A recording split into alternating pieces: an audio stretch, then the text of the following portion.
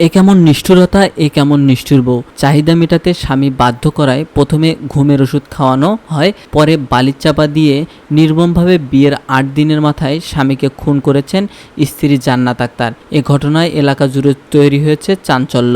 জানা যায়, মেহেদী হাসানের স্ত্রী জান্নাত আক্তার বিয়ের আগে আরেক ছেলের সাথে সম্পর্ক ছিল।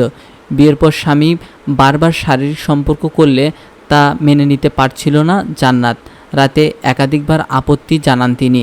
এক পর্যায়ে কৌশলে ঘুমের ওষুধ খাওয়ানোর পর বালির চাপা দিয়ে মেহেদীকে হত্যা করেন জান্নাত।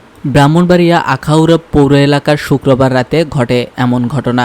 শনিবার সকালে নিহত মেহেদীর মরদেহ উদ্ধার করা হয়। এ ঘটনায় স্ত্রী জান্নাত আক্তারকে আটক করেছে পুলিশ। স্থানীয়রা জানান, কুমিল্লার যুবক মেহেদী হাসান তার মাকে নিয়ে আখাউড়া মসজিদ পাড়ায় ভাড়া থাকতেন। গত ৯ মে পরিবারের পারিবারিকভাবে আখাউড়া পৌর শহরের মসজিদ পাড়ার আলামিনের মেয়ে জান্নাত আক্তারের সাথে বিয়ে হয় তার। তবে বিয়ের পর স্বামীকে মেনে নিতে পারছিল না জান্নাত। শুক্রবার রাত 10টার দিকে মেহেদী হাসান রাতের খাবার খেয়ে ঘুমিয়ে পড়ে।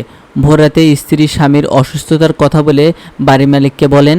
স্থানীয় উপজেলা স্বাস্থ্য কমপ্লেক্সে তাকে নিয়ে যাওয়া হয় এবং কর্তব্যরত চিকিৎসক তাকে মৃত ঘোষণা করেন। আখাউড়া থানার ভারপ্রাপ্ত কর্মকর্তা মোহাম্মদ সামিউদ্দিন জানান, প্রথমে ঘুমের ওষুধ, পরে বালির চাপা দিয়ে হত্যার ঘটনা স্বীকার করেছেন স্ত্রী।